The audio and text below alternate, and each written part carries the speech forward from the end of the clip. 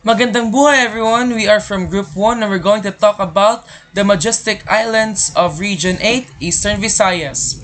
Eastern Visayas has three islands, namely Samar, Leyte, and Biliran. Samar has three provinces, which are Northern Samar, Western Samar, and Eastern Samar. While Leyte has two provinces, which are Leyte and Southern Leyte, and lastly Biliran. Ladies and gentlemen, hasten your seatbelts. Let's go to Biliran. Biliran gets its present name from the native grass Boro Biliran, which is abundant in the grasslands of Biliran. Biliran also got from its root word bilir, meaning an edge of the boat or corner of the boat. The capital city of Biliran is Naval. Naval City, or an English pronunciation naval, got its name from the theory where Biliran was the center of the first large-scale galleon trade between Manila and Mexico. And now let's go to historical landmarks of Biliran. First on our list is Bantayan ng Biliran or Nasunugang Simbahan. It was built in honor of Padre Gaspar and the people of Biliran to commemorate the first battle between the Moro. The old church is believed as the resting place of soldiers that this building made for different kinds of rocks and corals. Next is the old convent, which is the oldest architectural ancestral building in Biliran. Next is the Tingkasan Bat Cave. It is more than a historical landmark rather than a tourist attraction. Because it is believed that this cave was the home of different species of bat, and also from its deep history where it is the hiding place of General Yamashita during the World War II, and it is believed that inside this cave, the Yamashita treasure also lies in the deep part of this cave. Next is Our Lady of the Holy Rosary Cathedral or the Naval Cathedral. It is the church in the capital city of Naval, which honors our Virgin Mother Mary. Next is the main source of livelihood in the island of Biliran. So typically, the main source of livelihood is agriculture. They produce rice, corns, and other agricultural products. Next is fishing. Since it is an island province, fishing is one of their main source of livelihood, and they produces a large scale of fish. Next, the local cuisines of the island of Biliran. First is nilubid. It is made of cassava flour. It is more like a shakoy shape here in Cebu. It's not fluffy. It is a very crispy, tight in a rope picture. Next is chocolate tablets, or what we called here tablea. Next is papaya pickles, or which is very known here in Cebu, called as achara. Next is the Suman Balintawak or Suman Biliran. It is a kakanin which has a chocolate flavor and a native budbud here in Cebu. Next is their traditions. So the tradition here in Biliran is orasyon, where it is believed as a prayer or oration is intended for emergency situation. It is used to call out gods to help them with their needs or with their sickness. Next is amulets. Amulets is a medallion made from bronze. It is believed to give them luck, and these amulets are some of parts of the treasures of Yamashita. As we can see in their pictures, there's still gun bullets right there that symbolizes during the World War II, during the Yamashita. Next is their festivals. First, the festival in Biliran is Hudjaka Festival. It is the highlights of the Biliran provincehood anniversary on the 11th day of May. Next is Bagasumbul Festival. It is celebrated in Naval during the town fiesta in the 1st of October to commemorate the Bagasumbul, which means somewhat pointed, as the pastor described as a settlement of the old days. Next is the Ibid Festival. It is celebrated during the Fiesta of Kaibiran on the 25th day of July. Ibid, which bounds by the word a river near the earliest settlement of the Biliran. Next is Ginalutan Festival, which is commemorated in the annual fiesta in honor of Saint Michael the Archangel. Next is the Bukgay Festival. It is a town's fiesta, Bukgay meaning shell, as a local source of food and livelihood. Next is the Gapnud Festival. It is celebrated on the 1st of September to commemorate the Gapnud and its present accomplishments. And now let's talk about my top 5 tourist attractions and destinations in the island of Biliran. First on my list is the Sambawan Island. It is the Biliran's answers to paradise. Its white sands, thriving marine life, and warm blue waters lapping over the three-lined shore to those wanting to escape from reality. The semi-curved beach and the soaring rock formations cover the green lands at the backdrop created a bubble of fantasy entering to another dimensions. Next, the Ulan Ulan Falls, or it is from the Visayan dialect rain, which forced to be the falling water creates a mist of hints of its name. Its cascading water and the catch of basin with water sophisticated for swimming. Next is the Mainit Hot Spring, which is a man-made pool basin, which is a concrete seats which provide comforts to visitors. It is surrounded with greenery. The Mainit is considered as the gift of the Wata, or goddesses of the island. Its mineral-rich water are believed to be the threat of a water array concerns, since people of all walks of life have came to visit to this haven. It is also believed that this Mainit Hot Spring is very therapeutic, especially to those people who has sickness. Next is the Hinilatan Rock Formation. It is a heritage sculpted by time and Earth's gift to us. It is the result of the 100 years of resulting heat of sun, wind, and erosion. It is also believed that on top of this rock formation is the Marcus Lighthouse, where it is believed that Marcus hid during the World War II. Next is the Akaban Cave rock formations, or it is also called as the Lover's Cave, because according to culture and history of this cave, it is believed that a couple was stranded on this island by means of a tropical storm hitting the island of Biliran. They were forced to hide in the cave and never came back and never got out of the cave. That's why it is called as the Lover's Cave, because some couples visit this cave for them to strengthen their relationship. And now let's go to Northern Samar. Next stop is Northern Samar. Northern Samar is the province of the Philippines located in the eastern Visayas region, and its capital city is Catarman, and is located at the northern portion of the island of Samar. Bordering the province to the south are the provinces of Western Samar and Eastern Samar.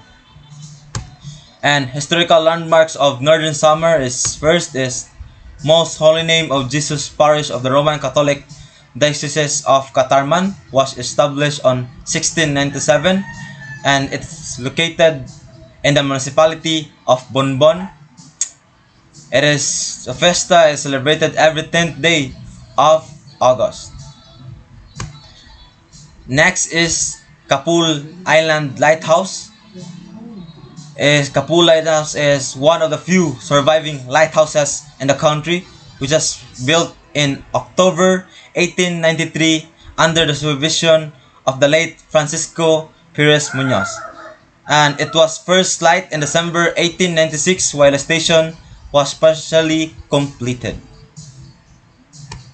And next is San Ignacio de Loya Parish Church or Kapul Church. Kapul Church is built during the Spanish colonial period, which is dedicated to Saint Ignatius of Loyola, and it is surrounded by a square fort with bulwarks of dissimilar designs.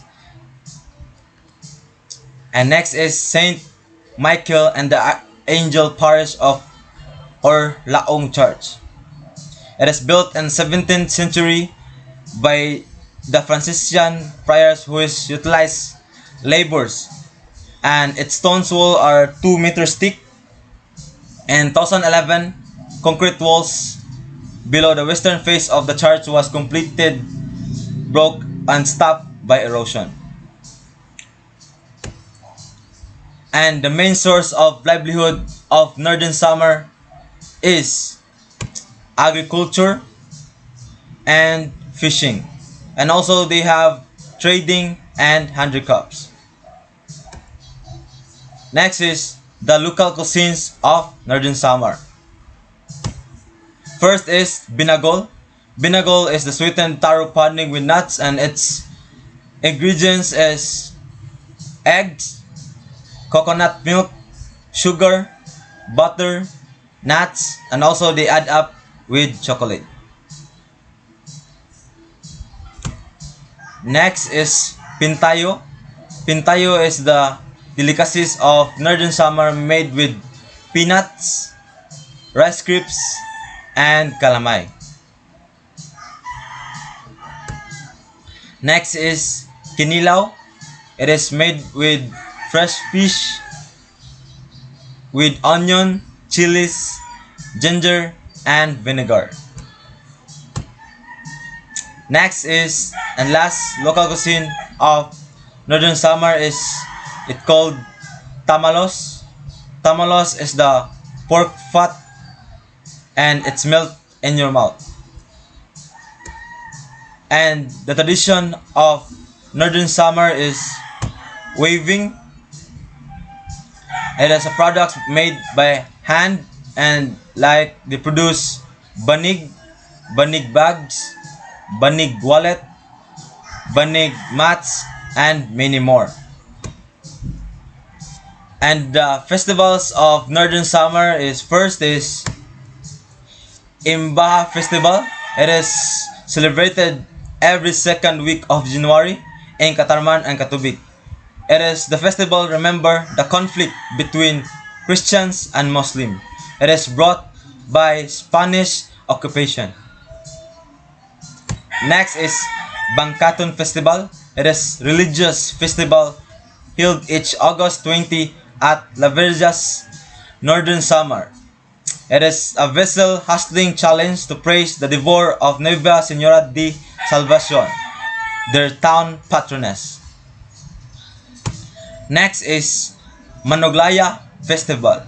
It is the cultural tourism festival held in the town of Santo Niño on the Lupiri Island from the 19th to 12th of June annually, celebrating the fishing skills of townsfolk. Next is Parayan Festival. It is annual celebration, and it's one of the town's ways of showing its gratitude to the Almighty of bountiful harvest of the rice and crops grown in their locality. And last is Agta Festival. Agta Festival of Bonbon is the festival annual religious and cultural festival in honor of Holy Child Santo Niño, and it is the most participated festival in the province. And my top 5 tourist attraction and destinations. First is Biri Island. It is famous for its rock formation. Next is Pink Beach. It is famous for pink sand color. Next is the Lupiri Island. It is famous for crystal clear water. Next is Onay Beach, famous for white pure sand. And last is Busay Falls. It is famous for stair-like rock formation, and more in cliff diving. So the next destination that we discover is of the Western Visayas region is the Samar. So Samar is the third largest and seventh most populous island in the Philippines. Officially, the province of Samar is formally named as Western Samar. It's a province of the Philippines located in the Eastern Visayas region, and its capital city of Samar is the Catbalogan. It is bordered by the Northern Samar and Eastern Samar, Leyte, and the Leyte Gulf, and also includes the several islands in the Samar Sea. The Samar Sea. Samar is connected to the island of Leyte by the San Juanico Bridge. Then next is with the main source of livelihood in Samar. So the main source and livelihood in Samar is the agriculture and fishing. But the fishing is the main livelihood in Catbalogan, Samar. But during the typhoons of Yolanda and Ruby, the province of Samars affected the community's economic livelihood as their fishermen lost their boats, which are that which are their main transportation service was affected.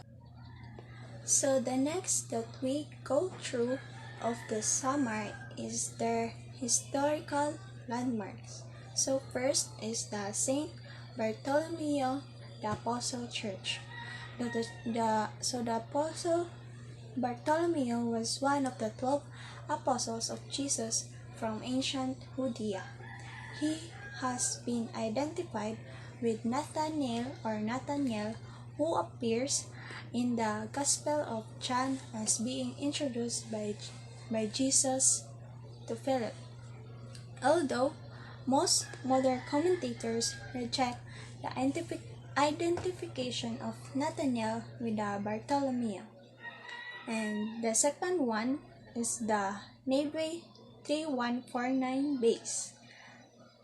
This history is an utilized runway piece of history. This was used a landing base of U.S. forces during the World War II, and today it is currently managed by CAAP, and the private choppers and aircraft as well as the military aircrafts can still use the airport. So this runway was fully used during relief operations after the Yolanda. And this runway parallel is its twin runway but now has been used by the locals as residential area. And next is the Kapu Lighthouse. So this lighthouse is on Tito Point in San Luis on the northern tip of Kapul Island. So this northern northern Samar in the Philippines, it marks the western entrance to San Bernardo Strait coming in from Ticao Pass. So this lighthouse was declared as a National Historical Landmark on September 9, 2013. So the marker entitled Parola ng Kapul was installed on October 24, 2018, and it was installed by the National Historical Commission of the Philippines. And next is the local cuisines of Samar. So first, have a bola catalana. So the bola catalana is made of Catbalogan's version of embutido, a Spanish generic term of sausage which contains a ground meat seasoned with aromatic herbs and spices and wrapped in the skin of the pig's intestines. So this embutido, unlike embutido that is cooked by steaming, while the bola catalaga is cooked by steaming and baking. Next is the tamalos. So tamalos is made with a rice flour, pork belly, vinegar, pepper, and garlic. It's covered in a thick peanut sauce and sealed away with a banana leaf. So next is the tinola of the version of summer. This tinola is slightly different from other versions because the recipe makes use of summer's native chicken and includes the smashed lemongrass, which is also called tanglad, and the sliced ginger and turmeric leaves, which give a different aroma and added with the nutritional boost. The next is the festivals or traditions of the summer. So first that we have is the Kuracha dance. So this Kuracha dance is a very popular traditional dance of the Waray-Waray at many social gatherings, especially when there have a weddings. So it is a very common show of the summer. So the couple who dances the kuratsa are showered with money by the people around them. So this, when you have a kuratsa dance, they believe that if you have that a more money that showered upon them, you will have a more blessings that will come their way. So the next one is the Manaragat Festival of the Catbalogan City. So this festival is honors its patron saint, Saint Bartolomeo, every the 24th of August. Saint Bartolomeo the Miraculous Saint is believed by the local folks to have maintained the richness of Makeda Bay as the major fishing ground of the province of Samar. The next is the Summer Day in Samar. So, in the Summer Day, it marks the celebration of Samar's Foundation Day. The festival is participated by the province's 2 cities and 25 municipalities and includes the cultural dance competitions, which is the Mutya Han Summer Pilipinas, or also called as Miss Summer Philippines. These beauty pageants, agro, fisheries, trade, fair, and civic military parade. And lastly is the tourist attraction or destinations in summer. So first that we have is the Langon Gubingog Caves, which is also known as Calbiga Caves, are the most popular spelunking destination in summer. So it is the biggest cave system in the Philippines and one of the largest in Southeast Asia. So the most notable sites of the cave are the football field and the stage. So when you go to this cave, exploring the cave is also the challenging since the visitors will do the rappelling, rock climbing, long trekking, and also it is a perfect destination for the adventurous hearts. Next is the Malahok Beach, also called as Look Beach. It's one of the most accessible and visited tourist spots in summer. So this beach may not be appealing to some visitors for its black sand. Nonetheless, it is a favorite hangout destination among locals and foreign tourists. So when you have this beach, you can also have the calm and the clean water of the beach is good for swimming or kayaking. Since its position on the west coast, magnificent sunset is have a best view here. So the next destination is the Lulugayan Falls and Rapids is one of the stunning tourist spot in Samar, top as the mini Niagara of the Philippines.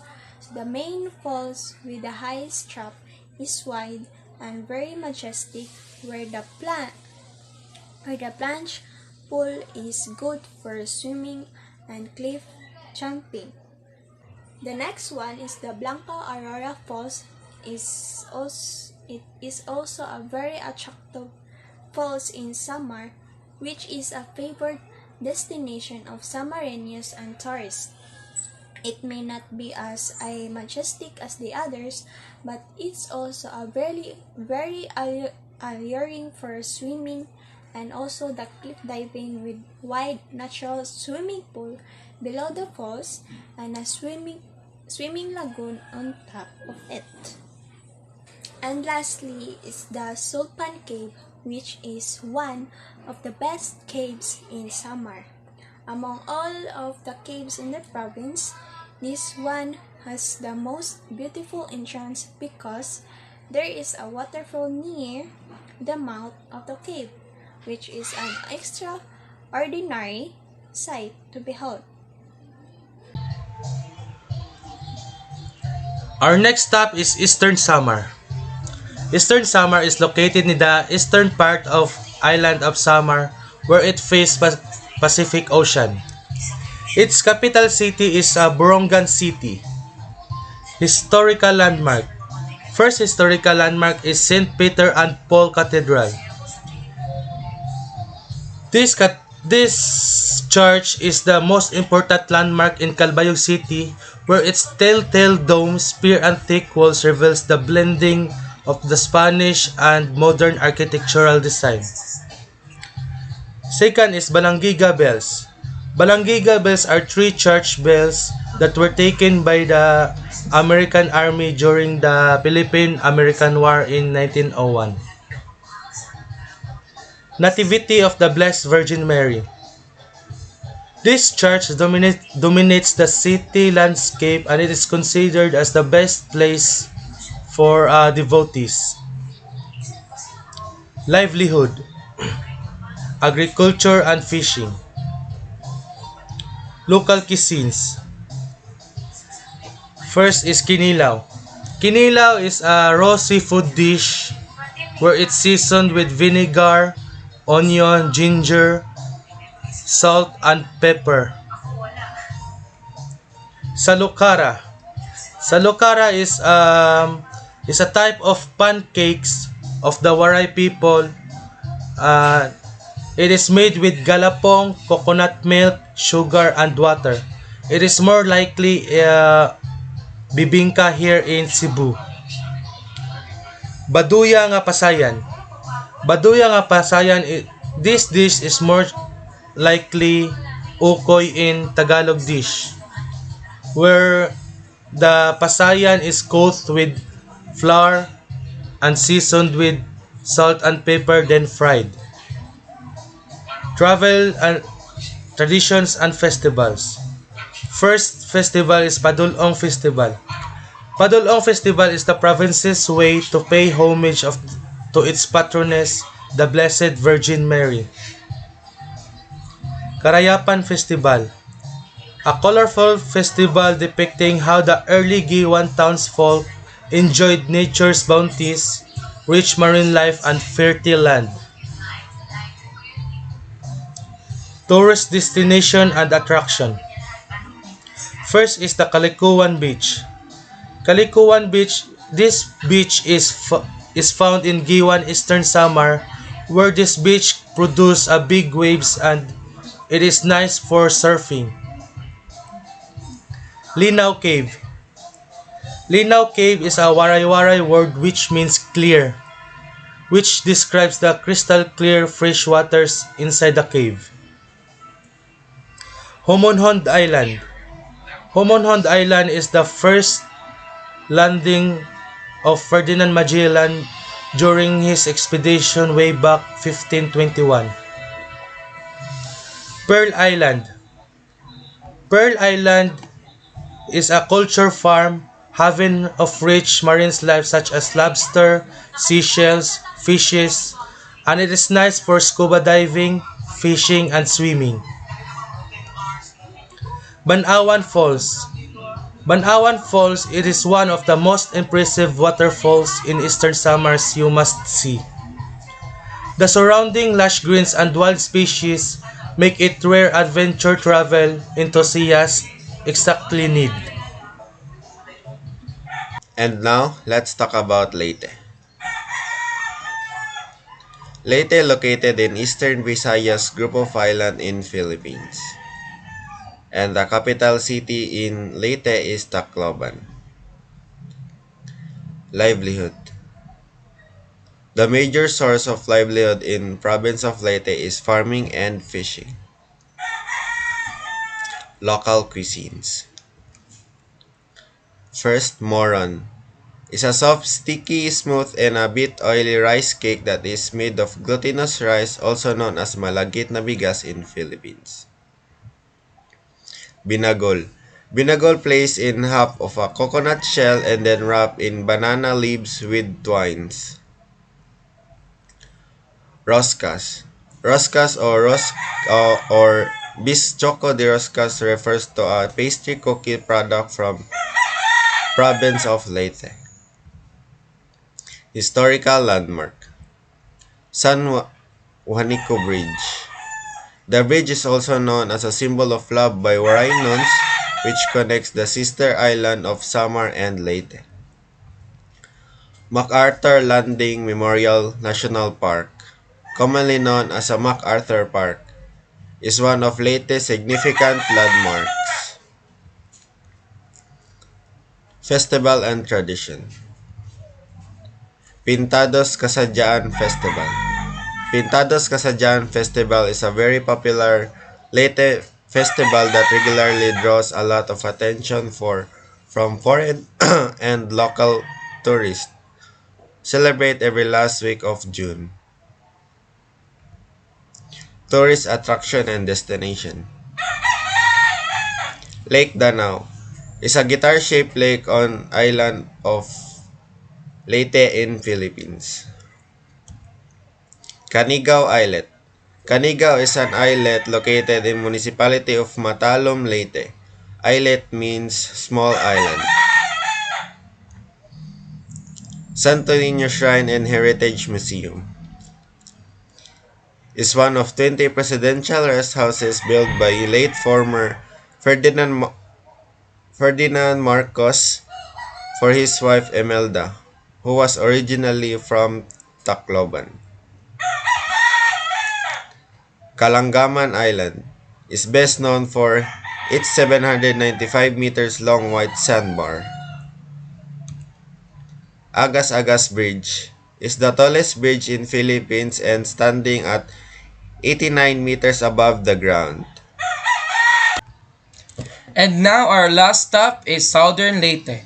Southern Leyte is very famous for its top producer of abaca fibers and abaca products in the country. Southern Leyte's capital city is Maasin City. The main source of livelihood in Southern Leyte is agriculture. Since they are the top producer of abaca fibers, abaca farming is their number one agricultural products. Next is fishing. Fishing is their main source of livelihood since it is an island province, so they also do fishing for them to sustain their family. Next is the historical landmarks of Southern Leyte. So Southern Leyte's first historical landmark is the Limasawa Island. It is historically It is where the first Philippine Mass was held during March 13, 1521, when the group of Magellan first landed in the islands of Philippines. Next is the Monte Cueva Shrine. It is a shrine under the cave, and it is believed that the image of Señor Santo Niño was kept in this cueva shrine. Next is Our Lady of Assumption. So it is a high church situated on the mountain where you can go there by walking on the stairs. So it's really a test of faith for you to reach the Our Lady of Assumption. Next is their local cuisines. So the first local cuisines of Southern Leyte is the binagol. It is a sticky rice cooked in a bagol or in a coconut shell covered with banana leaves. Next is the Tres Marias. It is a kakanin which has 3 flavors. That's why it is called Tres Marias. Next is the Bocarillos. It is typically our Bocarillos here in Cebu, but their Bocarillos is snow as white. So that's the difference. Our Bocarillos is brown while their Bocarillos are white. Next is their tradition. So their first tradition is the baybayin writing. It is very famous, right, in Southern Leyte. So they write baybayin, and also they tattoo baybayin. That's what its second tradition is, tattooing. Next is their festival. So I only have one festival here, which is the Sakay-Sakay Festival. It is typically our fluvial procession here in Cebu. So that is where the image of Santo Niño was transported to Limasawa Island for them to inaugurate the first mass held in the Philippines. Next is their tourist attractions and destinations. So the first on my list is the Cambaro Cave.